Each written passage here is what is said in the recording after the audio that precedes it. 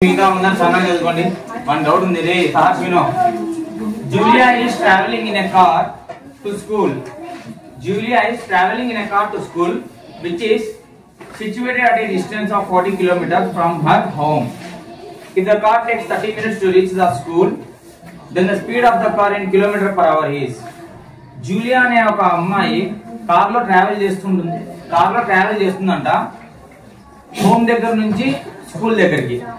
So ఒకవేళ car అనేది 30 minutes తీసుకుంటే టైం రీచ్ అవ్వడానికి, స్కూల్ కి రీచ్ అవ్వడానికి, ఇంటి దగ్గర నుంచి స్కూల్ కి రీచ్ అవ్వడానికి 30 మినిట్స్ టైం తీసుకుంటే అప్పుడు కార్ యొక్క స్పీడ్ కిలోమీటర్ పర్ అవర్ లో కార్ యొక్క స్పీడ్ ఎంత అని చెప్పి ఇక్కడ క్వశ్చన్ అడిగారు అనమాట. ఓకేనా? ఇక్కడ అకార్డింగ్ టు ద కండిషన్ రాసుకుంటే, so what is the final question they are asking? What is the speed in kilometers per hour? Okay, it means speed of the car, right? So what is the speed formula? Sir, distance. Is it clear? Yes, sir. ఇంతవరకు అర్థమైందా సహాష్? Yes, sir. Distance by time వరకు నీకు ఏం doubts లేవు కదా formula వరకు? No, sir. So what is the distance 40 kilometers. 40 kilometers. which is in question? 40 Kilometers. So 40 kilometres అనేది question లో మనకు ఇచ్చిన స్పీడ్ అన్నమాట. మనకు ఇచ్చిన డిస్టెన్స్. టైం ఎంత ఇచ్చారు? 30 minutes.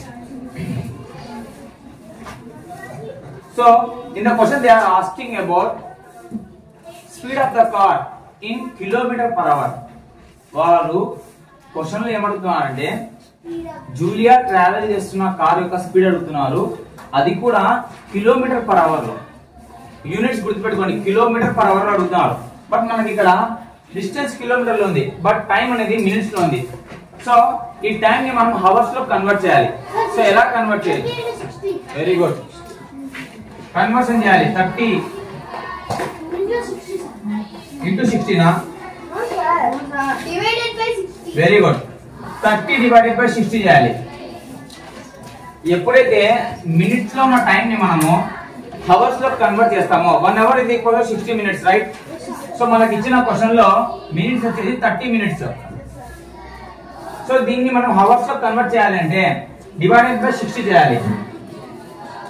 0 0 క్యాన్సల్, 3/6. సో 3/6 ని మనము క్యాన్సల్ చేస్తే ఎంత వస్తుంది? 3 1 3 2 1/2. 1/2 ని మనం 0.5 రాసుకోవచ్చా? 0.5 అవర్స్. అంటే ఇక్కడ 40 కిలోమీటర్ డివైడెడ్ బై 30 మినిట్స్ ని మనం హవర్స్ లో కన్వర్ట్ చేస్తే మనకు వచ్చిన ఆన్సర్, మనకు వచ్చిన వాల్యూ 0.5 అవర్స్. సో ఇక్కడ 0.5 hours. Is it clear?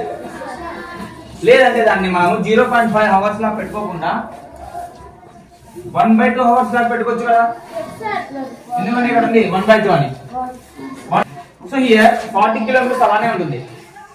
Denominator లో ఉన్న 1/2 ఉంది కదా, ఇది అనేది మనము రెసిప్రోకల్ చేయాలి. రెసిప్రోకల్ అంటే ఏమవుతుంది? రివర్స్ అవుతుంది. ఏమవుతుంది? ఇంటూ 2/1. సో 40 into 2 ఎంతనన్నా? 80 kilometer per hour. 80 kilometer per hour is the car speed. Okay, 80 kilometer per hour is the Julia's car speed.